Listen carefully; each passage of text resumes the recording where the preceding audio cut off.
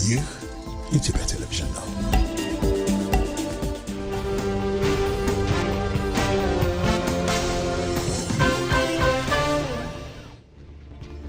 ናሴ 2018 ዓመተ ምህረት ተናስልኝ እንደምናመሻቸው ኢትዮጵያ ቴሌቪዥን ነው። ኢቲቪ 57 እንደቀጠለ ነው። ዋና ዋና ጉዳዮችን ላስታውቃችሁ።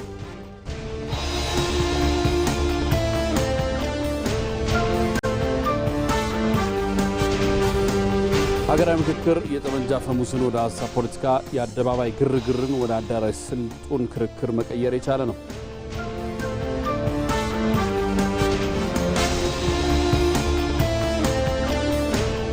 ኢትዮጵያ ህልውናዋን የሚገዳደር በባዳና ባንዳ የተዘረጋውን የተቀናጀ የጥፋት መረብ በመጣጠስ ሁለንተናዊ ሉዓላዊነቷን የሚያስከብሩ ስኬቶችን እያስመዘገበች ነው።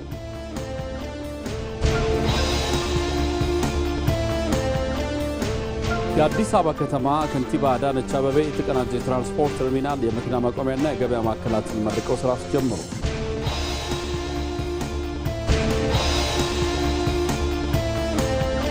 በኔፓልና ቻይና ድንበር አካባቢ የተከሰቱ ከባድ ጎርፍ አደጋ ቢያንስ 95 ሰዎች መሞታቸው ተረጋገጠ። የሚሉት ዋና ዋናዎቹ።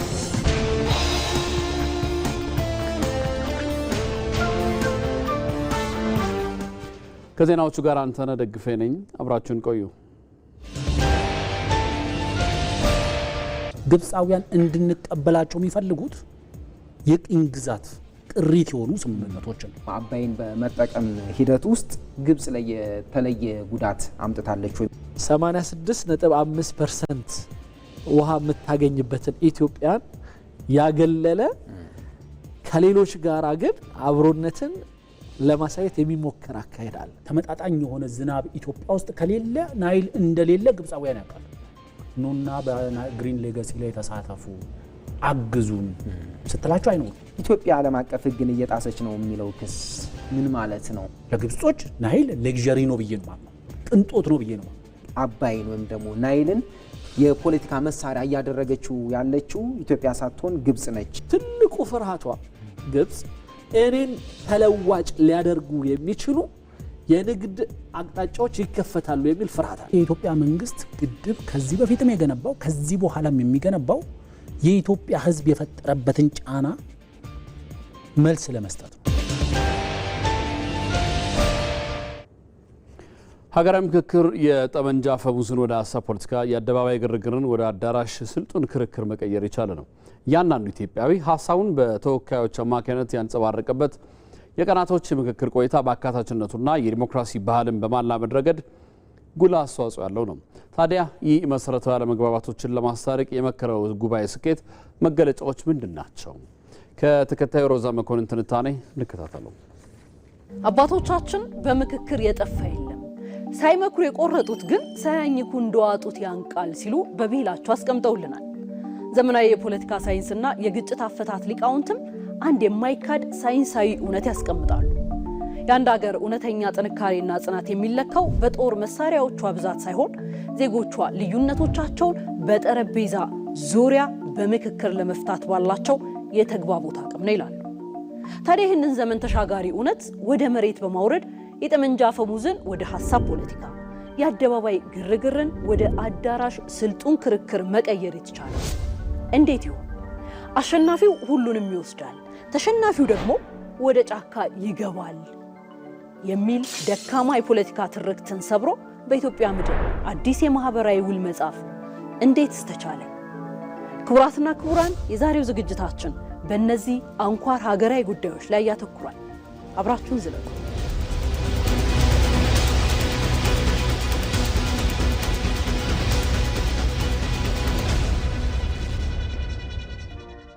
ኢትዮጵያ ለዘመናት ዘርፈ ብዙ በሆኑ የማንነት ጥያቄዎች፣ የፖለቲካ ችግሮችና ታሪካዊ ቅሬታዎች ውስጥ አልፋለች። የሀገራችን ታሪክ በአንድ በኩል የኩራትና የጀግንነት፣ በሌላ በኩል ደግሞ የጭቆናና የበደል አድርጎ የመሳል የልሂቃን ትርክቶች አልታረቁም። ልዩነቶች በራሳቸው የችግር ምንጭ አልነበሩ። ነገር ግን ፖለቲካዊ ጥያቄዎችን በኃይል ለመፍታት መሞከሩ ሀገራችንን ለከፍተኛ መዋቅራዊ ስብራት ዳርጓት ኖሯል። እስቲ 2010 ዓ.ም እናስታውሰው። ሀገራችን በከረረ የፖለቲካ ውጥረት፣ በተቃውሞና ግጭቶች ታምሳ ነበር።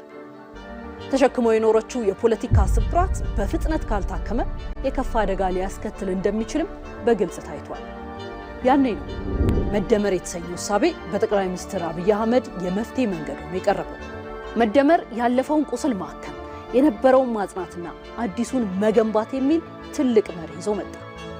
ይህንን የታሪክ ማነቆ ለመስበር ነው እንግዲህ ከዛሬ 5 ዓመት በፊት መደመር የተሰኘው እሳቤ በጠቅላይ ሚኒስትር አብይ አህመድ የመፍትሄ መንገድ ሆኖ የቀረበው። በአዋጅ ቁጥር 1265/2014 መሰረት ደግሞ የኢትዮጵያ ሀገራዊ ምክክር ኮሚሽን ተቋቁሞ ወደ ስራ ተገባ። ዛሬ ላይ ለመድረስ ይህንን የሰላምና የውይይት አውድማ ለማዘጋጀት ውጣ ውረድ የበዛባቸውን ዓመታት ፈጅቶብናል። አሁን ግን ተቀምጠን ስንነጋገር እውነተኛ ታሪክ እየሰራን ነው። 99 በመቶ የሚባል ስኬት፣ ሁሉም የኢትዮጵያ ማህበረሰብ የተወከለበት፣ እናቶች፣ አባወራዎች፣ ወጣቶች፣ የሃይማኖት አባቶችና ምሁራን ድምጻቸውን ያሰሙበት ታላቅ የታሪክ ምዕራፍ ተከፍቷል። ይህ ምክክር ሂደት የኮንሰንሽናል ዲሞክራሲ ወይም የጋራ ስምምነት ዲሞክራሲ ህያው ማሳያ ነው። ጥልቅ ማህበራዊ ስብራትና ልዩነት ባለባቸው ሀገራት ዘላቂ ሰላም የሚመጣው አንዱ አሸንፎ ሌላው ሲጠፋ ሳይሆን ሁሉም የህብረተሰብ ክፍል በውሳኔ አሰጣጥ ላይ ሲሳተፍ ነው። በኢትዮጵያ ታሪክ ለመጀመሪያ ጊዜ የምክክሩ አጀንዳዎች የተሰባሰቡት በጥቂት ልሂቃን ብቻ አይደለም፣ የመላ ኢትዮጵያን ተሳትፎ ያለበት ነው። ከ1400 በላይ ወረዳዎች ከሚኖሩ ዜጎች ሀሳባቸው ተሰብስቧል። አባወራዎች፣ እናቶች፣ ወጣቶች እንዲሁም ከሀገር ውጭ የሚኖሩ ኢትዮጵያን ቀጥተኛ ተሳትፎም አድርገውበታል። ለምክክር የዋለው አጀንዳ የተሰባሰበበት ሂደትም ከታች ወደ ላይ ቦተም አፕ በተዘረጋ አሰራር ነው። ይህ ማለት መላው የሀገራችን ህዝብ ሀሳብ ለመስጠት ሰፊ እድል አግኝቷል ማለት ነው። የመደመር እሳቤም ትልቁ ግቡና ማረፊያው ይሆን። በዚህ የምክክር ሂደት ከበቂ በላይ ውጤት ተገኝቷል። ለምን ብላችሁ ከጠየቃችሁ ምላሹን ነው። ከአደባባይ ግርግር፣ ከሁከት ወደ አዳራሽ ስልጡን የሀሳብ ልውውጥ መሸጋገር በመቻላችን ነው። የጠመንጃ አፈሙዝን ወደ ሀሳብና ጠረጴዛ ፖለቲካ ቀይረነዋል። ታዋቂው ጀርመናዊ ፈላስፋ ዩርገን ሃበርማስ የተግባቦት ድርጊት ወይም ኮሚኒኬቲቭ አክሽን በሚለው ጽንሰ ሀሳቡ እንዲህ ይለናል። ዘላቂ ሀገራዊ ሰላም የሚገኘው በመንግስታዊ ተጽዕኖ ሳይሆን ዜጎች በእኩልነት የሚመካከሩበት የጋራ የሀሳብ መድረክ ሲፈጠር ነው ይለናል።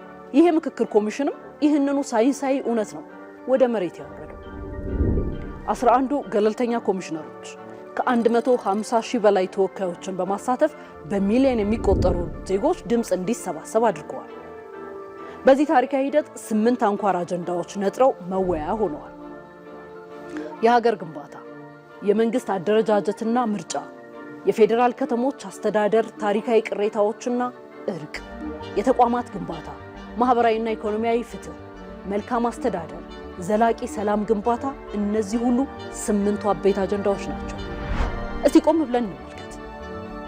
ከሁሉም የሀገራችን ማዕዘናት የመጡ በባህላዊና ዘመናዊ አልባሳት ያሸበረቁ 4000 የህዝብ ወኪሎች በአንድ ጣሪያ ስር ተሰብስበው ሲመካከሩ ማየት እንዴት ልብ ያውቃል። ከ46 ተከታታይ ቀናት በአዲስ አበባ የተካሄደው ምክክር በኢትዮጵያ ታሪክ ትልቁ የውይይት ምዕራፍ ነው። ከነዚህ ውይይቶች ወደ 400 የሚጠጉ መዋቅራዊና ህገ መንግስታዊ ማሻሻያዎችን የሚጠይቁ የውሳኔ ሀሳቦች ቀርበውበታል። ከቱኒዚያ እስከ ደቡብ አፍሪካ፣ ከኬንያ እስከ ኮሎምቢያ ሀገራዊ ምክክሮች ተካሂደዋል። ታዲያ የኢትዮጵያን ልዩ የሚያደርገው ምንድን ነው?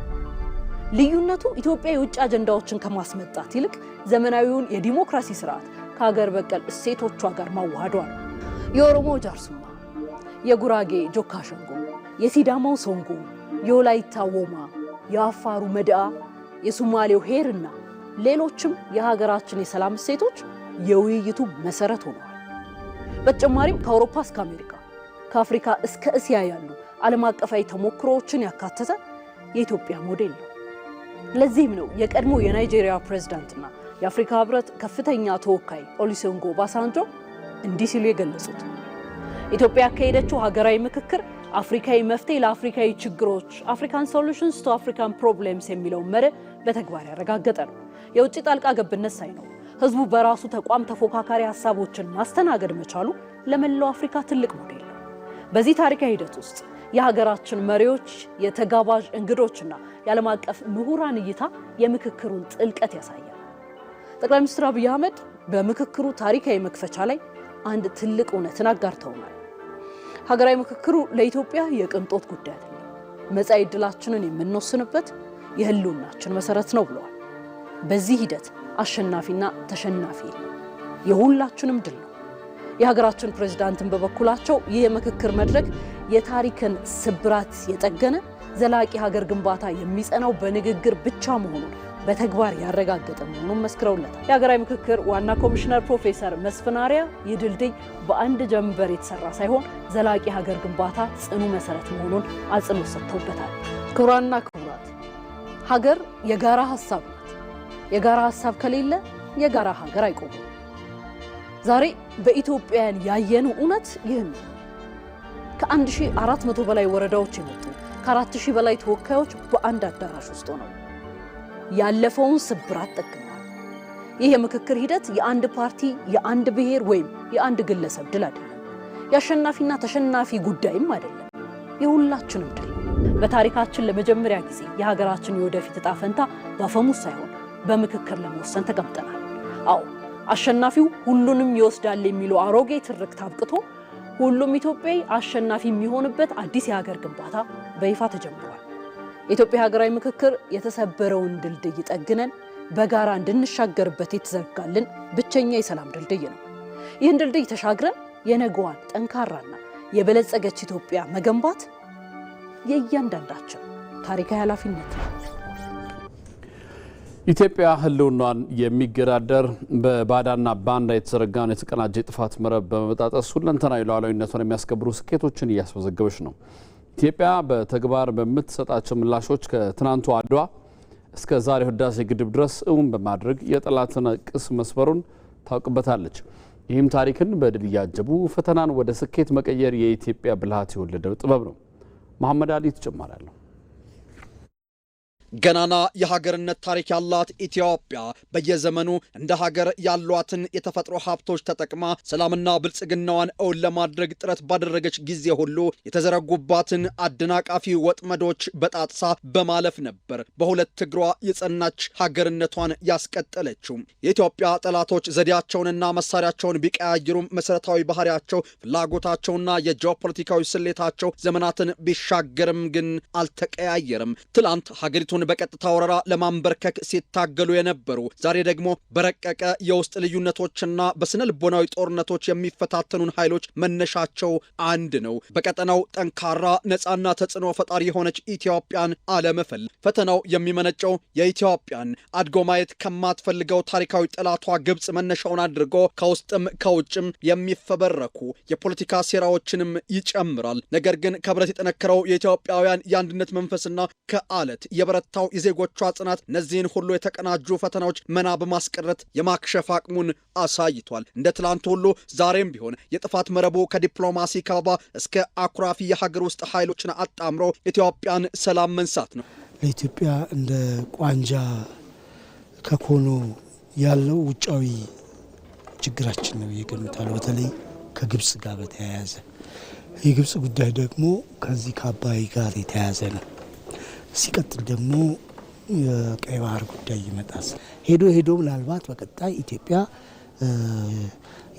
በቃ እንደፈለግን የማናዛት እንደፈለግን የማንቆጣጠራት ሀገር ስለምትሆን በተቻለ መጠን ውስጥ ያሉትን ምንደኞች መቅጠር፣ ማሰማራት፣ ማዋጋት፣ እርስ በርሳቸው ሲዋጉ እኛ ደግሞ በእኛ ጉዳይ ላይ እንጠመድና እንጓዛለን ነው። እስካሁንም ሲሰሩ የነበረው ነገር ይሄ ነው። በኢትዮጵያ ሉዓላዊነት ላይ የሚወረወረው ፍላጻም ሆነ የሚከፈተው የጂኦፖለቲካ ማዕበል በዘፈቀደ የሚነሳ አላፊ ንፋስ አይደለም። በኢትዮጵያ ላይ የሚሸረቡ ሴራዎች፣ የሚፈተሉ የጥፋት ገመዶች የተናጠል አይደሉም። ከትንሽ እስከ ትልቅ በኢትዮጵያ ላይ የምትፈጸም እያንዳንዷ ጥቃት ማህበራዊ ቀውስም የሆነ ፖለቲካዊ ውጥረት አሊያ ኢኮኖሚያዊ ጫና ወይንም የጂኦፖለቲካ ከበባ በአንድ በርሚል ተጠንስሰው የሚጠመቁ የተቀናጀ የጥፋት እቅድ አካል ናቸው። የወደፊቱን ነው ግብጾች ያዩት። ግብጽ ብቻም ሳይሆን ሌሎችም አጋሮቿ የለማች ኢትዮጵያ፣ ያደገች ኢትዮጵያ አሁን ዛሬ ላይ ህዳሴን አለማች አይደል? ህዳሴን ተንተርሶ የሚመጡ ብዙ የልማት ተግባራት አሉ። ሃይድሮፖለቲክሱ ጂኦፖለቲክሱን ይወስደዋል። ሃይድሮፖለቲክሱ ጂኦፖለቲክሱን በሚወስድበት ጊዜ የኢትዮጵያ ሀያልነት ነው የሚሰፍነው። የኢትዮጵያ ሀያልነት ደግሞ በቀጣይ ሊያመጣ የሚችለው ሪጅናል ፓወር ባላንስ ሽፍት ይፈጠራል። ምንም ግልጽ ነው።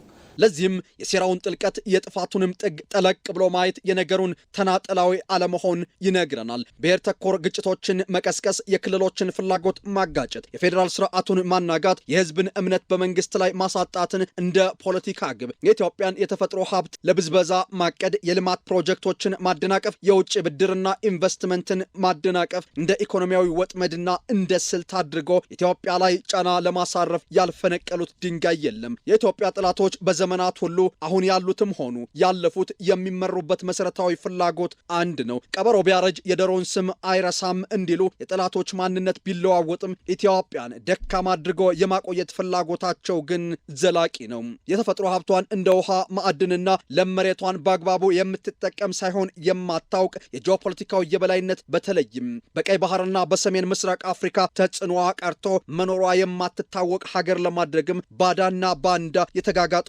ባቸው ሂደቶች ናቸው። ጥያቄው ግን ይህ ነው። ጽንፍ የረገጡና አርምድ የሆኑ ግሩፖች ከግብጽ ጋር አብረው እየሰሩ ነው በተለያየ አሊያንስ። ያ አንዳንዴ ስታየው ትንሽ ግራ ይገባሃል።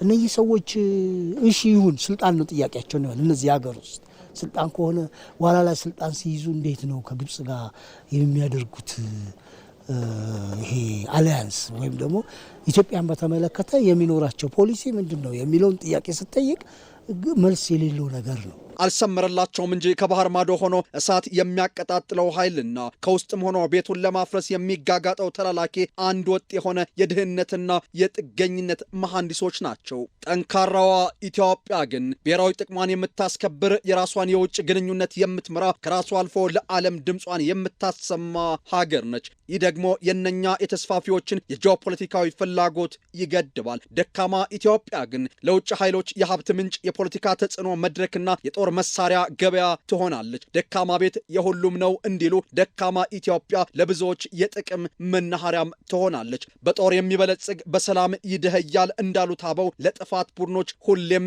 የኢትዮጵያ ሰላምና ብልጽግና ስጋታቸው ነው።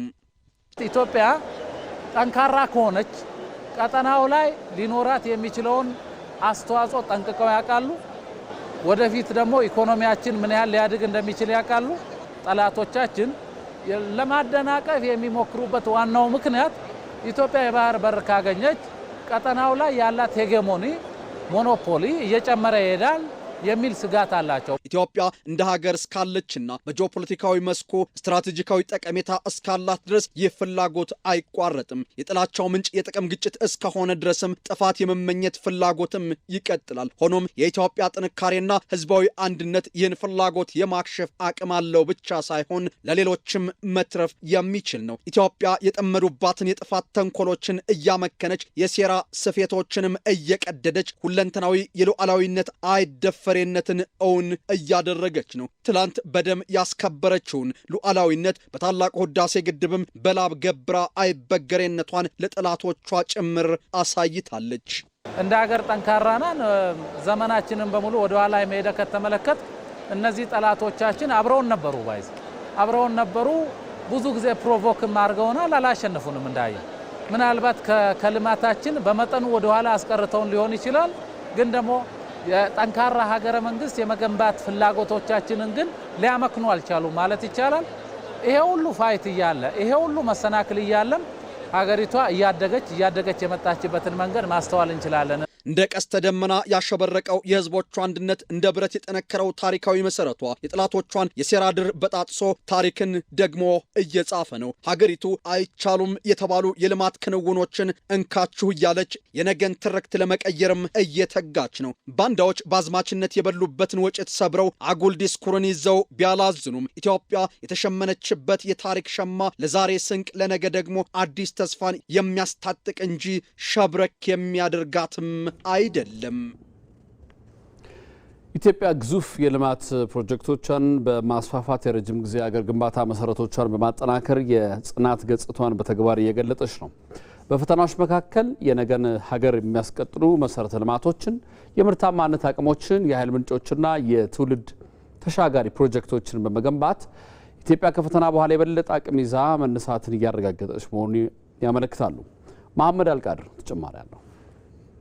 ከፈተና በኋላ ተነስታ ጉዞዋን የቀጠለች የፈተኗትን ጥላ ይበልጥ የጠነከረች የጽናት ገጽታዋን በሚታዩት ግዙፍ ፕሮጀክቶች የገለጠች አይበገሬነትን እንደተላበሰች ያለች የመቻል አብነት ኢትዮጵያ ከጦርነት ጋር ስትፋጠጥ ከኢኮኖሚ ችግር ጋር ስትማቀቅ ተፈጥሮ ጨክኖባት ብትራብም የውስጥ መከፋፈሉ ብሎም የውጭ ጫና ቢፈትናትም አዎ ትላንት ዛሬ አይደለም። ኢትዮጵያ ሩጫዋን ተያይዛለች። ትላንትን የሚቀይር የመቻል ታሪክን መጻፍ ጀምራለች። የሀገርን ጽናት ፈተናን በመቋቋም ብቻ የማትመዝነው ኢትዮጵያ ከችግር በኋላ ምን መገንባት ቻለች? ለልጆቿስ ምን አይነት የነገ ሀገር አዘጋጀች? የሚለውን ጥያቄ እኩል እየመለሰች አይበገሬነቷን ችግርን ብቻ በማለፍ ላይ ሳታደርግ የተሻለ አቅም ይዛ መነሳትን ይሁነኝ ብላ ጉዞዋን አጠናክራለች። ሁለንተናዊ ብልጽግና ለመገንባት በሚያስችል ሁኔታ እየሰራን ያለነው እስካሁንም ያገኘነው ውጤት በጣም ትልቅ ነው። በትክክል ኢትዮጵያ መበልጸግ የምትችል ሀገር መሆኗ ከዚህ በፊትም የተለያዩ ምልክቶች ነበሩ። እንዲሁም ታሪካችን ራሱን ካየነው የትልቅነት ጉዞ እያደረገች የቆየች ሀገር ነች። በአሁኑ ጊዜ ደግሞ ልማቷ ከፍ አድርጋ በብልጽግና ደረጃ እንዲገለጽ በማድረግ ሁለንተናዊ ብልጽግና ያረጋገጠች ሀገር እንድትሆን ለማስቻል ሰፋፊ ስራዎች እየተሰሩ ነው። የመደመር መንግስት የዛሬ ፍላጎት ብቻ ሳይሆን የነገዋን ኢትዮጵያ የመገንባት ጉዞውን በግብርና፣ በመሰረተ ልማት፣ በኃይል፣ በኢንዱስትሪ፣ በቴክኖሎጂ፣ በቱሪዝምና በከተማ ልማት የሚከናወኑ ስራዎችን የረጅም ጊዜ የጥረት ማዕዘናት አድርጓል። የትውልድ ቀጣይነት ማረጋገጫ ይሆን ዘንድ የተጀመረው ታላቁ የኢትዮጵያ ህዳሴ ግድብን ያስቀጥለው ትውልድ ለሚመጣው ትውልድ የተሻለ መሰረትን ጥሏል። ትውልዱ ከትላንት ታሪክ ጋር ያለውን ግንኙነት የታሪክ ቅርሶችን አድሶ በማጽናት ታሪክ ሲታደስ ይቀጥላል። ዛሬ ሲገነባ ነገ ይዘጋጃል። ሂደቱም ትውልድን ከትውልድ የማስተሳሰር ይሆናል። ይህን የመሰለ ስጦታ የሰጡን አባቶቻችን የነሱን ፈለግ ተከትለን አገር ብናለማ፣ አገር ብንሰራ ዛሬ ኢትዮጵያ ተረጅና ለማኝ አትሆንም። ትናንትናችን ማስታወሻችን መታወሻችን ነው። ሰው ማስታወሻውን መታወሻውን አይዘነጋም፣ አያጠፋም። ኋላውን ማስታወስ የቻለ ሰው ማህበረሰብ ዛሬን ለመነሻነት ለመስሪያነት ይገለገላል። ዛሬን መነሻ ያላደረገ የተንደረደረ ነገር ማየት አይችልም። እኔ ዛሬ በጎንደር ከተማ የተጀመሩ ስራዎች እንዲሁም በፋሲል ቤተ መንግስት ግቢ ውስጥ ያየሁት ለውጥ ልጆቻችን ከኛ የተሻለ ተስፋ እንዳላቸው ማሰብ ብቻ ሳይሆን በሚጨበጥ ነገር አይቼዋለሁ። የመደመር መንግስት በሚያቀርበው የልማትና የሀገር ግንባታ አቅጣጫ ውስጥ የትውልድ ቀጣይነት ሀሳብ ትልቅ ቦታን የያዘ ነው። ያለፈውን በማክበር የአሁኑን ትውልድ በማንቃትና የነገን ራዕይ በመገንባት ሀገርን ከአንድ ዘመን ወደ ሌላ ማሻገር የሚለውን አመለካከት ዋነኛው ትኩረቱም አድርጓል። ዘላቂ ሀገረ መንግስት በፕሮጀክቶችና በታላላቅ የልማት ስራዎች መሰረት ሲጠናከር፣ ጠንካራ ተቋማት ሲፈጠሩ፣ የዜጎች ተሳትፎ ሲጎለብት፣ ትውልዶች ቢለዋወጡም ሀገር እንድትጸና ውል አሳሪ ይሆናል። በዚህ ሂደት የገበሬው ምርታማነት፣ ወጣቱ እውቀቱን ወደ ፈጠራ መቀየሩ፣ ዜጎች የጋራ ኃላፊነታቸውንም ሲወጡ ሀገር በተግባር ትገነባለች።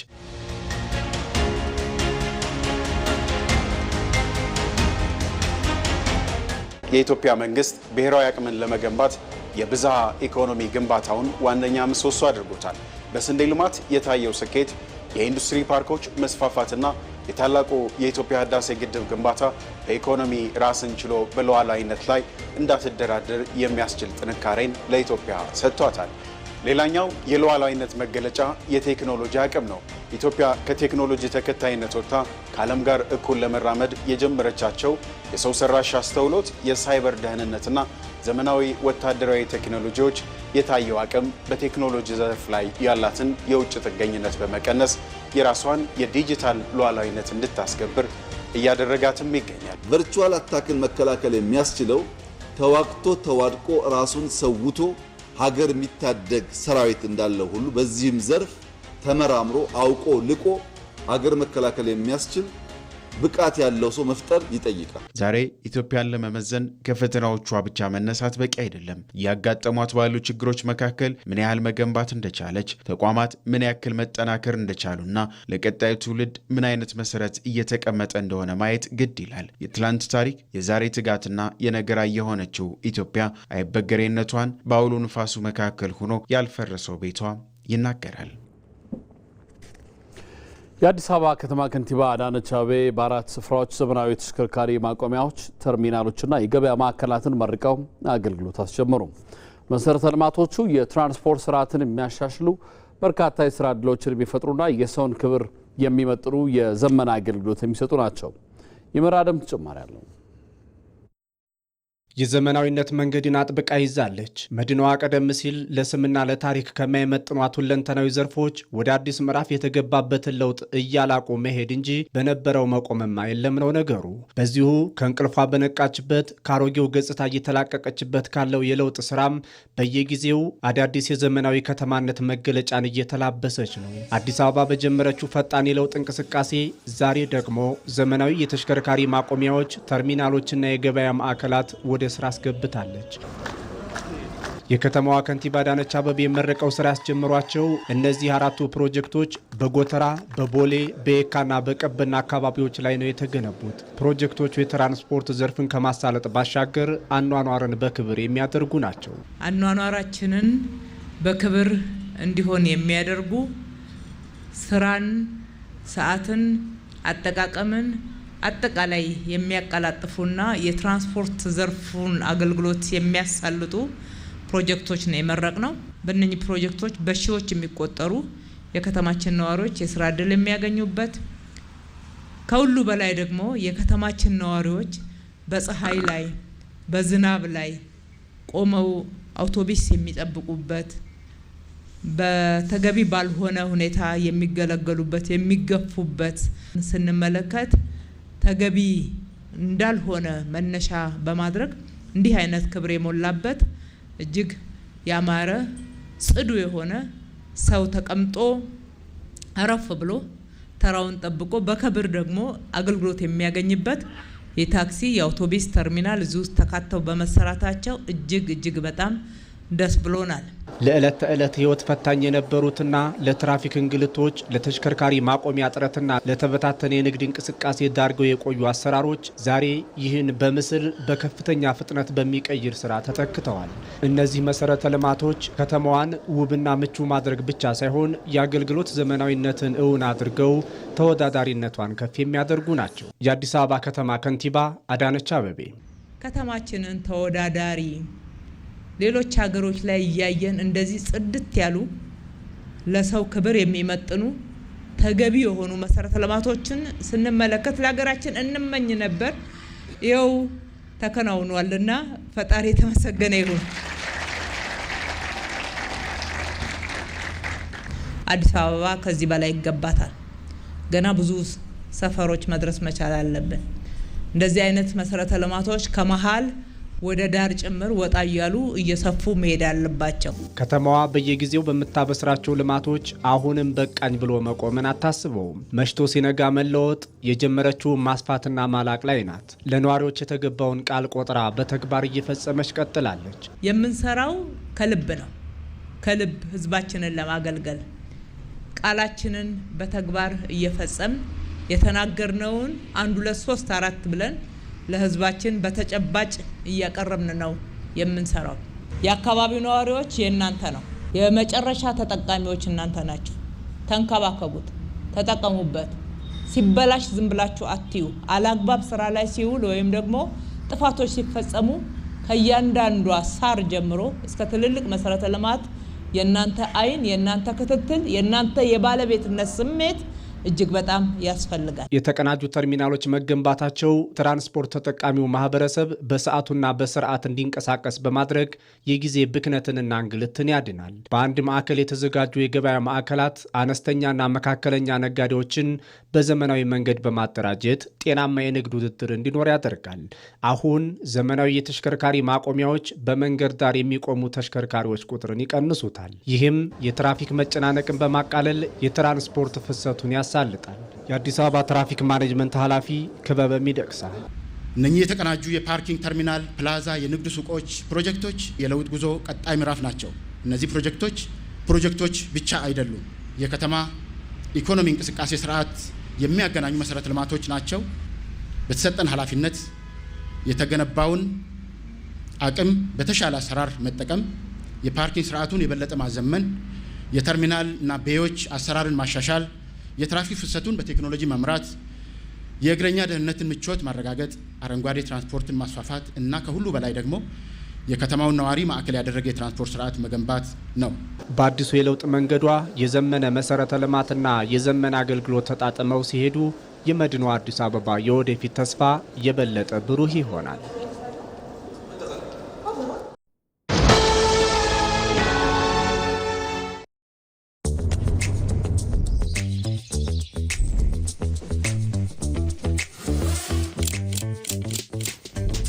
በረራዬን ከኢኮኖሚ ክላስ ወደ ቢዝነስ ክላስ ከፍ ማድረግ ያስቻለኝ ሲቪኢ ቪዛ ሼባ ማይልስ ካርድ መጠቀም።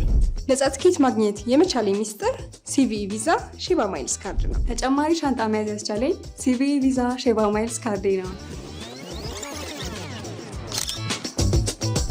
በውጭ ሀገራት ቆይታው በሲቪኢ ቪዛ ሼባ ማይልስ ዓለም አቀፍ የቅድመ ክፍያ ካርድ የሚፈጽሙት ክፍያ ተጨማሪ ማይሎችን የሚያስገኝሎት ሲሆን በሰበሰቡት የማይል መጠን ነፃ በረራን ጨምሮ ሌሎች ጥቅሞችን ማግኘት ይችላሉ።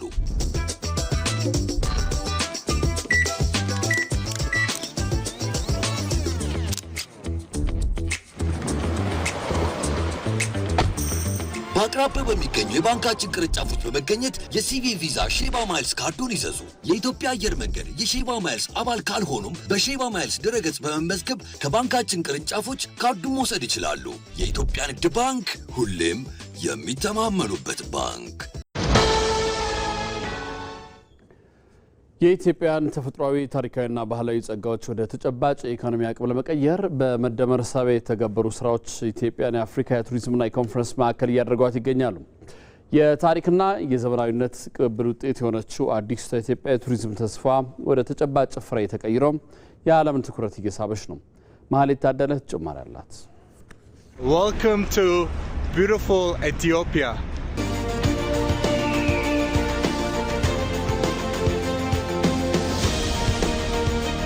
Addis Ababa, one of my most favorite cities here in Africa. I love this city. When I arrive here, I actually feel very comfortable and convenient. Addis Ababa is one of these cities that connects the rest of Africa with other continents. This country is just incredible. Culture, people, food, coffee and weather. ከ40 በላይ ሀገራትን ረግጧል። ለቱሪዝም ልዩ ፍቅር ያለው ተጓዥ ነው። ያየውን ጥሩ ነገር ከማድነቅ ቅር ያለውንም ከመግለጽ ወደ ኋላ ብሎ አያውቅም። ኢትዮጵያ ከዞረባቸው ሀገራት ሁሉ ደጋግሞ ሊጎበኛት የሚመኛት ሀገር መሆኗን ይናገራል። ከአንዴም ሁለቴ ተዟዙሮ ተመልክቷታል። ለውጧና እየሄደችበት ያለው የእድገት ጎዳና ቀልቡን ገዝቶታል። የአዘርባይጃኑ ተጓዥ ጋዜጠኛ ዳቡድ አሁንድዛዳ አፍሪካ አንድ ሀገር ብትሆን ዋና ከተማዋ መሆን የሚገባት አዲስ አበባ ናት እስከ ማለትም ደርሷል። የኢትዮጵያ ባህል፣ ታሪክና የተፈጥሮ ጸጋ ብቻ ሳይሆን አሁናዊ ዘመናዊነት እንዳስደነቀው ደጋግሞ ተናግሯል። አንድ ነገር እያሰብኩ ነበር። አፍሪካ አንድ ሀገር ብትሆን አዲስ አበባ ዋና ከተማዋ የምትሆን ይመስለኛል። ይህ ለመጎብኘት ከመመርጣቸው ከተሞች መካከል አንዱ ነው። ቅንጦትንና ምቾትን የምታገኙበትን እድል ይሰጣችኋል። ባህላዊ ነገሮችም ታገኙበታላችሁ። ከፈለጋችሁ ወደ ትናንሽ ቦታዎች መሄድም ትችላላችሁ። በአፍሪካ ትልቁ ገበያ መርካቶ ያለውም እዚሁ ነው። ይህ የዳቡድ ሀሳብ ብቻ አይደለም። በቅርብ ዓመታት ውስጥ ስለ ኢትዮጵያ የሚወራውን ክፉ ነገር አንሰማም ብለው ምድሪቱን የረገጡ ሁሉ የሚመሰክሩት እንጂ። በእርግጥ እንዲህ ያለው የጎብኚዎች እይታ ከተወሰኑ ዓመታት በፊት የሚታሰብ አልነበረም። አዲስ አበባን ጨምሮ ኢትዮጵያ ያላትን እምቅ የቱሪዝም ጸጋ መጠቀም የሚያስችላት ሁኔታ ላይ አልነበረችም። የትም ሀገር ሲሄድ በጣም ቅናትና ብስጭት ነው የሚሰማኝ። ለምንድን ነው ለኛም እንደዛ ማን ሆነው የሚል ረጅም ዓመታት በዚህ በሽታ የተጠቃው ሰው ነበርኩ። በሄድኩበት መቼ ነው መንደርሰው የሚል ነገር የሚያንገበግበኝ አይነት ሰው ነኝ። ሰው ድሮ ልምጣ ሲል ይጨንቃል። ልምጣ ኢትዮጵያ ቤተሰብ ይዤ ልምጣ ሲል የት ነው የምወስደው የሚለው ጉዳይ በጣም ነው የሚጨንቀው። በግለሰብ ደረጃ ይሻላል፣ እንደ ሀገር ደግሞ ይጨንቃል። ምክንያቱም አሳፋሪ ስለሆነ። ጠቅላይ ሚኒስትር አብይ አህመድ ይህን የተናገሩት ኢትዮጵያ ባላት የቱሪዝም ሀብት ጥርጣሬ ገብቷቸው አልነበረም። ጸጋዋን ወደ ተጨባጭ ሀብት አለመቀየሯ ቢያስቆጫቸው እንጂ ከ6000 በላይ እጽዋትን በምድሯ የምታበቅል ከ2970 በላይ የእንስሳት ዝርያዎችን በውስጡ የያዘች ከ100 በላይ ሐይቆችና ከ10 የሚበልጡ ትላልቅ ወንዞች የሚፈሱባት ከራስ ዳሽን ተራራ እስከ ዳሎል ዝቅታ የተለያዩ መልክዓ ምድሮችና የአየር ንብረትን የታደለች ታሪካዊ ቅርሶች፣ የአርኪኦሎጂ ቦታዎች፣ የበርካታ ሃይማኖታዊና ባህላዊ በዓላት ባለቤት የሆነች በየትኛውም የቱሪዝም አይነት የጎብኚዎችን ቀልብ መሳብ የምትችል ሀገር መሆኗን ደጋግመው ተናግረውታል። ይህን የኢትዮጵያን ጸጋ ወደ ተጨባጭ ጥቅም ለመቀየርም ባለፉት ዓመታት አቧራን ማራገፍ ውበትን መግለጥ በሚለው የመደመር እሳቤ በፈጠራና በተግባራዊ ፍጥነት የታገዙ በርካታ ስራዎች ተሰርተዋል። በገበታ ለሸገር፣ ገበታ ለሀገርና ገበታ ለትውልድ ፕሮጀክቶች የተሰሩ መዳረሻዎች የቱሪዝም ዘርፉ በከፍተኛ ደረጃ እንዲነቃቃ አግዘዋል። ከአዲስ አበባ መነሻውን ያደረገውና በመላው ኢትዮጵያ የተተገበረው የኮሪደር ልማት የከተሞችን ውበት ከመጨመሩ ባሻገር ለነዋሪዎችና ለጎብኚዎች የተመቹ እንዲሆኑ አድርጓቸዋል። በተለያዩ ጊዜያት ተዘርፈው ወደ ውጭ የሄዱ ቅርሶችም በከፍተኛ ዲፕሎማሲያዊ ጥረት ወደ ሀገራቸው እንዲመለሱ ተደርጓል። እንደ የፋሲል አብያተ መንግስታት፣ የአባጅፋር ቤተ መንግስትና ብሔራዊ ቤተ መንግስትን ያሉ ታሪካዊ ቅርሶች እድሳት ተደርጎላቸው ለእይታ ክፍት ሆነዋል። አዲስ አበባና ሌሎች የኢትዮጵያ ትላልቅ ከተሞችም ዓለም አቀፍ ጉባኤዎችን ለማስተናገድ የሚያስችላቸውን መሰረተ ልማት በማሟላታቸው የኮንፈረንስ ቱሪዝም በከፍተኛ መጠን አድጓል። በቱሪስት የምናገኘው ኢንካም በቀጥታም በተዘዋዋሪ እንደሚጠቅመን እንደሚፈይደን እያወቅን ስንሄድ በኢንቨስትመንት የምናገኘው ነገር እንደሚፈይደን እያወቅን ስንሄድ በእርግጠኝነት ትልቅ ተስፋ ያለው ሀገር ነው ኢትዮጵያ። አሁንም እያደገ ነው። አሁን ወደ ምስራቅ ከፈለገ ማማረጥ ነው፣ ወደ ሰሜን ከፈለገ፣ ወደ ደቡብ ከፈለገ ብዙ አማራጮች እየተፈጠሩ ነው ያሉት። የኢትዮጵያን ቱሪዝም የብዝሃ ዘርፍ ኢኮኖሚ አካል በማድረግ ከአምስቱ ዋና ዋና የኢኮኖሚ አንቀሳቃሽ ምሰሶዎች መካከል እንዲሰለፍ ያደረገው የመደመር እሳቤ ከቱሪዝም የተሻገሩ ውጤቶችን አስገኝቷል። ወንጪን ብንወስድ ወንጪ ነበረ። ስለዚህ መዳረሻ ሲለማ አብሮት መብራት ይመጣል፣ መንገድ ይመጣል፣ ቴሌኮሙኒኬሽን ይመጣል። ኢንፍራስትራክቸሮቹ በዛው ልክ ያድጋሉ ማለት ነው። አንዳንዶቹን ደግሞ ብንወስድ በጣም በተለይ ሁኔታ የተሰሩና ጎርጎራን ብንወስድ ሰው ባህር ዳር ሄዶ ጎንደርን ሳይ ከሚመለስ ኦር ጎንደር ሄዶ ባህር ዳር ሳይ እንዳይመለስ ሁለቱን ኮኔክት ማድረግ በሚችል ሁኔታ የእሱ መሰረተ ልማቶች ተደርጎ የተሰሩ ናቸው። ሶ አዲስ እይታ እንደገና ደግሞ ለቱሪዝሙ ድጋሚ ውልደት ነው ብንል ለማጋነን አይሆንም። ኢትዮጵያ በ2018 ብቻ ከ1.4 ሚሊዮን በላይ ዓለም አቀፍ ጎብኚዎችን አስተናግዳ ከ5.2 ቢሊዮን ዶላር በላይ ገቢ ማግኘቷም የዘርፉ እድገት ማረጋገጫ ነው። ይህ ለሀገር አጠቃላይ ኢኮኖሚ የሚያበረክተው ድርሻ እንዳለ ሆኖ በዘርፉ ለተሰማሩትም ትልቅ እድል ነው። ባለፉት ዓመታት በመደመር እሳቤ በቱሪዝም ዘርፉ የተተገበሩ ስራዎች ዛሬ ፍሬያቸው ደርሷል። ለዚህ ነው የመደመር መንግስት መጽሐፍ መደመር ከምናብ የሚጀምር አሻግሮ ተመልክቶ ተስፋን የሚዘራ ዛሬን ከትንሹ የሚጀምር ዘላቂና የማይነትብ አድርጎ የሚሰራ ፍልስፍና መሆኑ ከታየባቸው ዘርፎች መካከል የቱሪዝም ኢንዱስትሪው ዋነኛው ነው። ትንሿ ዘር ተዘርታ ዋርካ አክላ ለብዙዎች መጠለያ ማረፊያና መደገፊያ እንደምትሆን አይተንበታል የሚል ማረጋገጫ የሚሰጠው ለነገ ደግሞ ብዙ መስራትና ኢትዮጵያ ከ12.6 ትሪሊዮን ዶላር በላይ ከሚንቀሳቀስበት የዓለም የቱሪዝም ማዕድ የሚገባትን ድርሻ እንድታገኝ ማድረግ የግድ ነው። የመገጭ ግድብ የዓመታት የመጓተት ታሪኩን ቀይሮ ያለፉ ስህተቶችን በማረም አቅምን በማሰባሰብ ለትውልድ የሚበጅ አሻራ ማሳረፍ እንደሚቻል የታየበት ፕሮጀክት ነው። ለዓመታት ዜጎች ሲጠይቁት የነበረው ሀብትን እንጠቀም የሚል የልማት ጥያቄ ባለፉት 2 ዓመታት በተሰራው ስራ ፕሮጀክቱ ወደ ማጠናቀቂያው ምዕራፍ ማድረስ ተችሏል። ሙሉ ግርማይ ጭማሪ ያለው።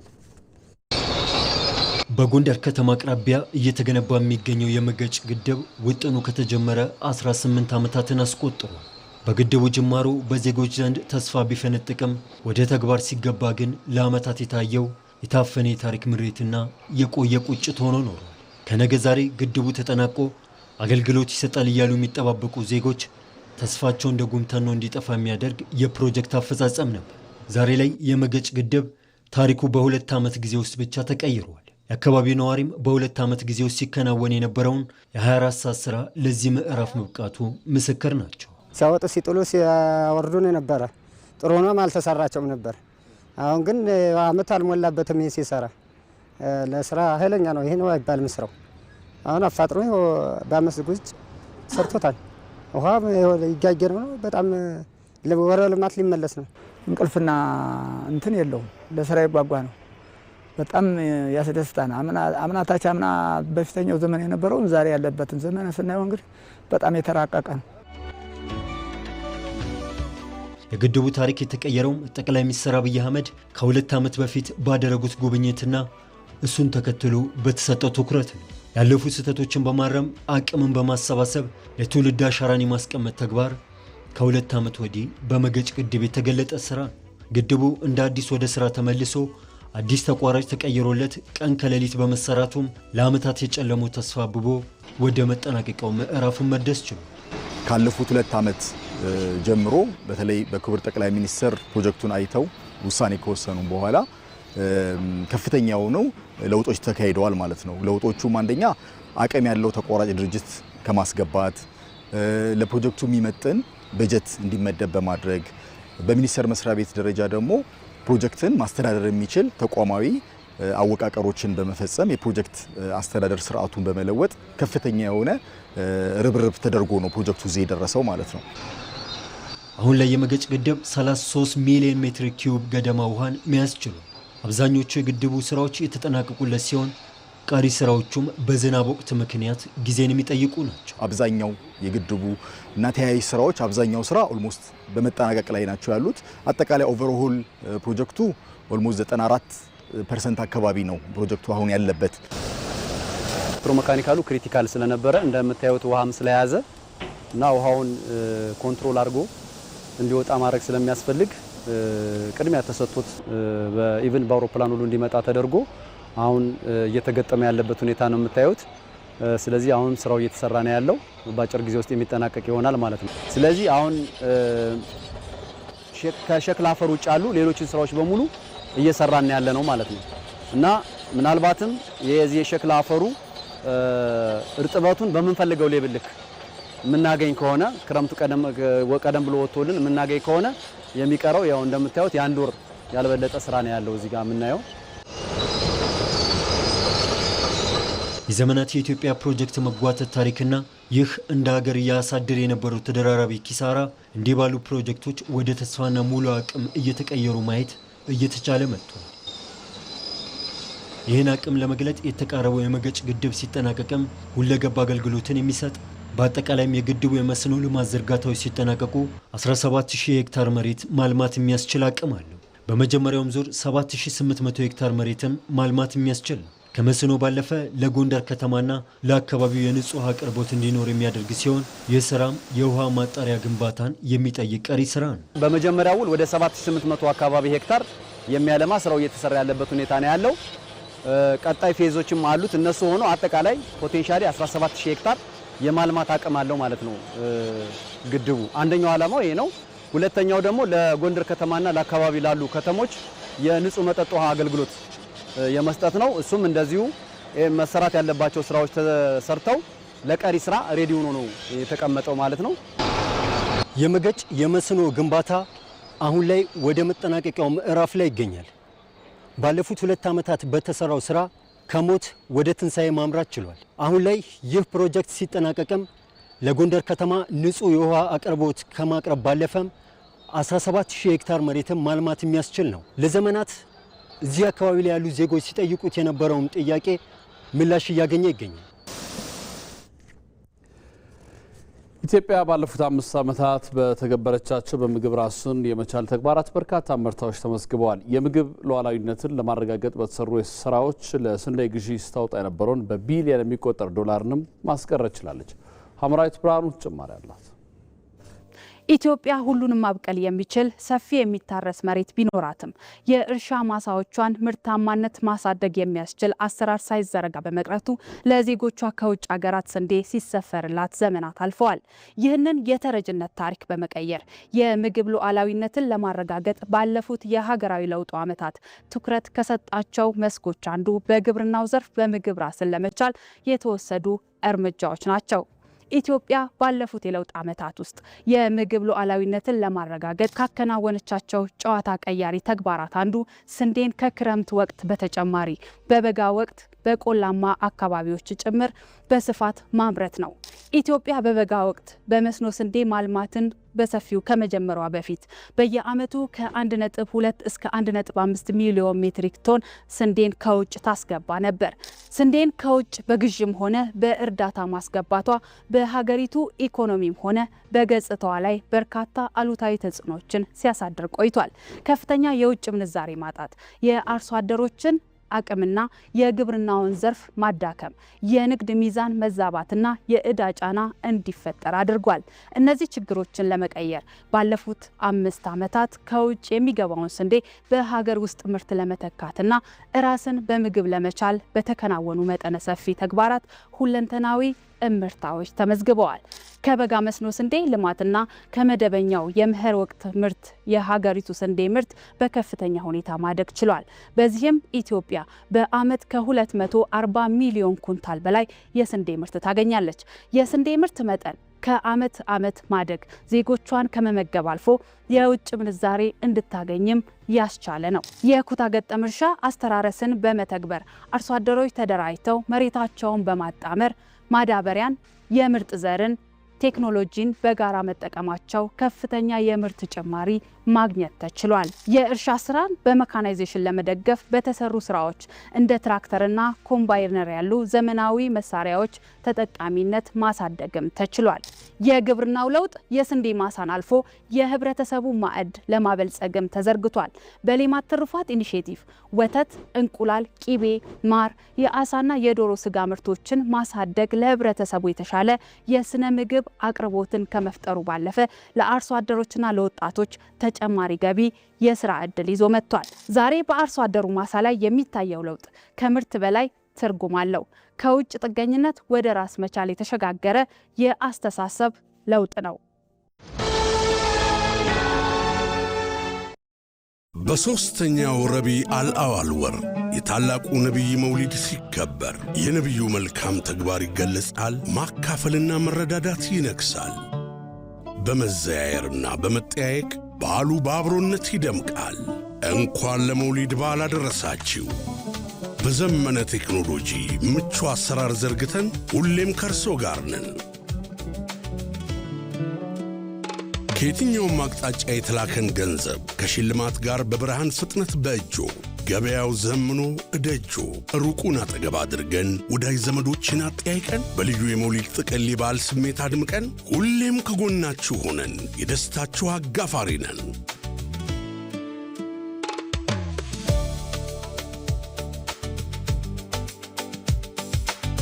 በመውሊድ ተምሳሌትና አስተምህሮት በልባዊ መተሳሰብና መረዳዳት መልካም በዓል ይሁንላችሁ።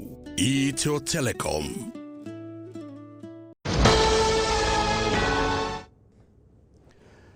የውጭ ዜና። በኔፓልና ቻይና ድንበር አካባቢ በተከሰተው ከባድ የጎርፍ አደጋ ቢያንስ 95 ሰዎች መሞታቸው ተረጋገጠ። የውጭ ዜጎችን ጨምሮ በመቶዎች የሚቆጠሩ ቱሪስቶችም ያሉበት አልታወቀም። የኔፓል የውጭ ጉዳይ ሚኒስትር ሺሼር የደረሰው ድንገተኛ የጎርፍ አደጋ ከፍተኛ ውድመት አስከትሏል ብለዋል። በኔፓልና ቲቤት ድንበር ላይ በደረሰው በዚህ ከባድ የጎርፍ አደጋ ቤቶች፣ መንገዶች፣ ድልድዮችና የኃይል ማመንጫዎች በጎርፍ ተወስደዋል። የኔፓል ፖሊስ በአደጋው ቢያንስ 95 ሰዎች ሞታቸውን ሲገልጽ የቻይና ባለስልጣናትም 265 ሌሎች ሰዎች እንደጠፉ ተናግረዋል። የአደጋው መንስኤ ባለሙያዎች በመሬት መንቀጥቀጥ ምክንያት የበረዶው ግግር ፈርሶ ወንዞችን በመዝጋቱና የተከማቸው ውሃ በድንገት በመፈንዳቱ ይህንን ከፍተኛ ጎርፍ ሊያስከትል እንደቻለ ተናግረዋል። ዘገባው የቢቢሲ ነው።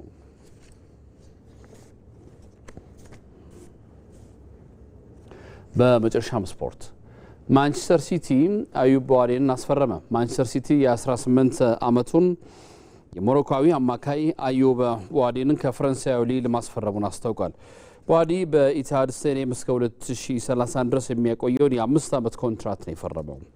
ሲቲ ለዝውውሩ 95 ሚሊዮን ዩሮ የቅድሚያ ክፍያ የፈጸመ ሲሆን እንደ ተጫዋቹ ብቃትና ስኬት የሚታይ ተጨማሪ 5 ሚሊዮን ዩሮ በአጠቃላይ 100 ሚሊዮን ዩሮ ክፍያ የሚያካትት ስምምነት አድርጓል። ወጣቱም አማካይ በ2026 የዓለም ዋንጫ ላይ ለሞሮኮ ብሔራዊ ቡድን ባሳየው አስደናቂ ብቃትና ቡድኑ እስከ ሩብ ፍጻሜ ባደረገው ጉዞ ውስጥ በነበረው ድርሻ የብዙ ታላላቅ ክለቦችን ትኩረት ስቧል። ተጫዋቹ ማንቸስተር ሲቲ በዓለም ላይ ምርጡ ክለብ ነው፣ እዚህ በመገኘት ልዩ ኩራት ይሰማኛል ሲል ከፊርማ በኋላ ተናግሯል። ከኢትዮጵያ ቴሌቪዥን ኢቲቪ 57 አብቅቷል። ስለተከታተላችሁ እናመሰግናለን። አንተነህ ደግፌ ነኝ። ሰላም ደሩ።